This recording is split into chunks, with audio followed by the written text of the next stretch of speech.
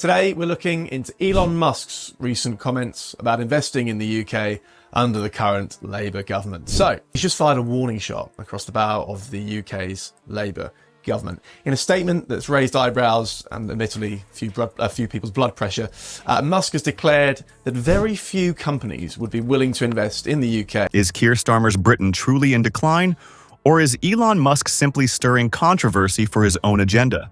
The answer might be more nuanced and more troubling than either side wants to admit. Musk's recent comments about the UK's massive problems weren't just random attacks. They were pointed criticisms of specific policy failures that have left the UK lagging behind other developed nations. Today, I'm examining what prompted one of the world's most influential business leaders to declare that Britain is effectively falling apart under its new leadership. This isn't the first time Musk and the UK Labour government have butted heads. In fact, there's been a simmering tension between the two for quite some time under the current administration. Now, this wasn't just some off-the-cuff remark. Musk has made this statement in response to a letter from Scottish politicians who are hoping to woo Tesla into opening a new gigafactory in Scotland. The UK government was gearing up for its Global Investment Summit, which is basically a big shindig aimed at attracting international investors. You'd think that the world's richest man would be a shoo-in for the guest list, right? Obviously. Wrong. Before we move on, I'd like to ask you a small favor. If you appreciate this content, please take a second to like this video and subscribe to the channel. Over 98% of you watch the videos without subscribing. It costs you nothing, but it makes a huge difference to us. So, did you click the subscribe button? Great, thank you so much. Now, back to the video. Let's look at the cold, hard economic reality behind Elon Musk's scathing assessment of Britain under Keir Starmer. The numbers don't lie, and they paint a troubling picture of a nation sliding backward while its government offers hollow reassurances. Britain's economic performance has become increasingly anemic compared to its international peers. Since 2016, UK GDP growth has consistently lagged behind other G7 nations, with productivity stagnating at alarming rates. Investment figures are particularly sobering. Capital flowing into British businesses and infrastructure has fallen by nearly 15% in real terms over the past 5 years. He said, "I don't think anyone should go to the UK when they're releasing convicted paedophiles in order to imprison people for social media posts." Yeah, blimey. Talk about not pulling any punches. Musk was snubbed, with number 10 giving him the cold shoulder due to his past criticisms of Labour on social media, allegedly. Now, Musk being Musk, he obviously didn't take this lying down. He fired back with a bit of a zinger that had jaws dropping across the political spectrum, particularly Whitehall. While competitors like France have seen investment grow. What makes this decline so frustrating is the disconnect between reality and rhetoric. While Starmer's government trumpets green shoots of recovery and turning the corner, economic forecasters at institutions like the IMF and OECD continue downgrading Britain's growth prospects. The Telegraph's recent economic analysis revealed Britain has tumbled from the 5th largest economy globally to now struggling to maintain 6th place, with India poised to overtake it within 3 years. Musk has positioned himself as a champion of free speech. Actually, he's even gone as far as to brand himself as a free speech absolutist. Starmer didn't create this mess alone. He inherited a perfect storm of challenges from the previous Conservative government: Brexit disruption, pandemic recovery, and inflation that reached 40-year highs. But his response has been woefully inadequate. Rather than bold reforms, we've seen tepid half measures and warmed-over policy approaches that fail to address Britain's fundamental structural weaknesses. This is precisely where Musk's criticisms strike a nerve.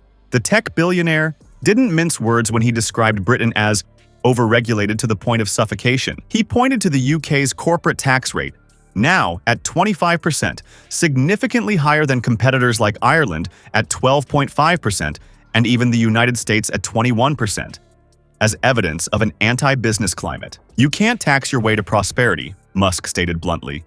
Britain seems determined to try.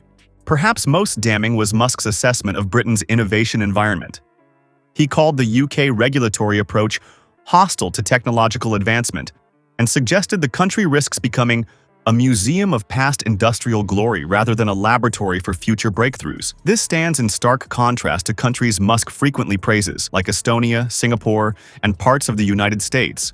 where regulatory frameworks actively encourage technological experimentation. The housing crisis exemplifies everything wrong with Britain's approach. Despite Starmer's promises to build 1.5 million new homes, actual construction starts remain at historic lows. The average house now costs nearly 9 times the average salary, among the highest ratios in the developed world. Young Britons face a rental market where prices have increased at twice the rate of wages. Musk correctly identified that this isn't just a market failure but a regulatory one. With planning restrictions, greenbelt policies, and construction regulations combining to create artificial scarcity. Meanwhile, countries Musk has praised for their innovation policies, like South Korea and Israel, have leapfrogged Britain in critical sectors from artificial intelligence to renewable energy. South Korea now files 3 times more patents per capita than the UK, while Israeli startups attract 5 times more venture capital relative to GDP. Britain's cautious, risk-averse approach to regulation means it's increasingly watching from the sidelines as other nations define the industries of tomorrow. Of course, we should question Musk's motivations. Is his criticism born from genuine concern for Britain's future? Or does he have ulterior motives? Musk has significant business interests potentially affected by UK policy, from Tesla's automotive sales to Starlink's satellite internet services. His public criticism of Starmer comes as his companies navigate complex regulatory approvals in Britain. This doesn't invalidate his arguments, but it provides necessary context. Yet even accounting for potential bias, Musk's fundamental assessment aligns with hard economic data. Britain is indeed falling behind. Its productivity gap with competitors continues widening. Its share of global patents continues declining. Its position as a financial center faces unprecedented challenges. These aren't subjective opinions, but measurable metrics showing Britain's deteriorating competitive position. What makes this economic malaise particularly dangerous is how it fuels wider social problems. Economic stagnation translates directly into diminished opportunities, particularly for young Britons.